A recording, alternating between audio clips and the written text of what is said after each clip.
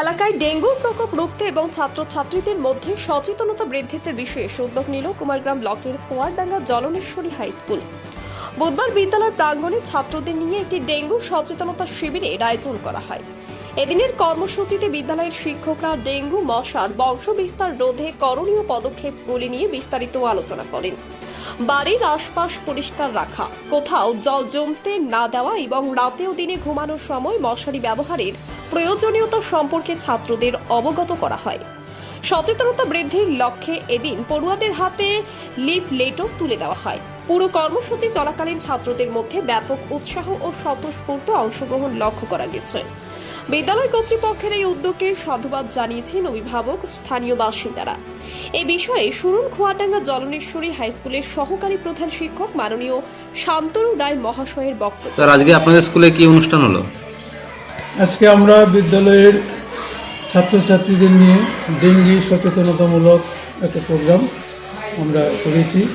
আমাদের এই এলাকায় এই সময়টায় বিশেষ করে বর্ষাকালে ডেঙ্গির প্রাদুর্ভাব ঘটে। ডেঙ্গি এই রোগটি একটা মশাবাহিত রোগ।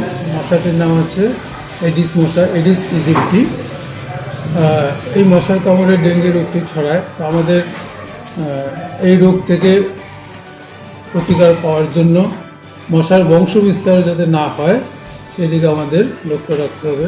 এই মশা সাধারণত পরিষ্কার জলে ডিম পাড়ে, কাজেই বাড়ির আশেপাশে এবং বাড়িতে পরিষ্কার জল জমতে না দেওয়া, এই দিকে আমাদের খেয়াল রাখতে হবে। যেমন ফুলদানি, ফ্রিজ, এসি মেশিনের জল এগুলো সাধারণত জমে থাকে, এগুলো আমাদের রেগুলার জল ফেলে দিয়ে পরিষ্কার রাখতে হবে।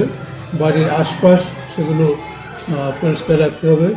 নিয়মিত ব্লিচিং পাউডার ইত্যাদি দিয়ে জীবাণুনাশক দিয়ে জীবাণুমুক্ত করতে হবে।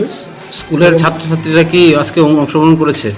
হ্যাঁ, আজকে স্টুডেন্টরা আমাদের মেনলি ছাত্ররা আজকে অংশগ্রহণ করেছে এবং তারা এই বিষয়ে যথেষ্ট উৎসাহ দেখিয়েছে এবং তারা যে সমস্ত বিষয়গুলো বলা হয়েছে তারা মনোযোগ সহকারে সেগুলো শুনেছে এবং আশা করি তারা এই বিষয়ে বাড়িতে সচেতন থাকবে, সতর্ক থাকবে।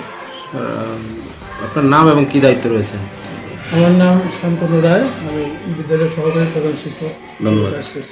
ধন্যবাদ। ইউবি লাইভ নিউজ, খবর যখন আমরা তখন।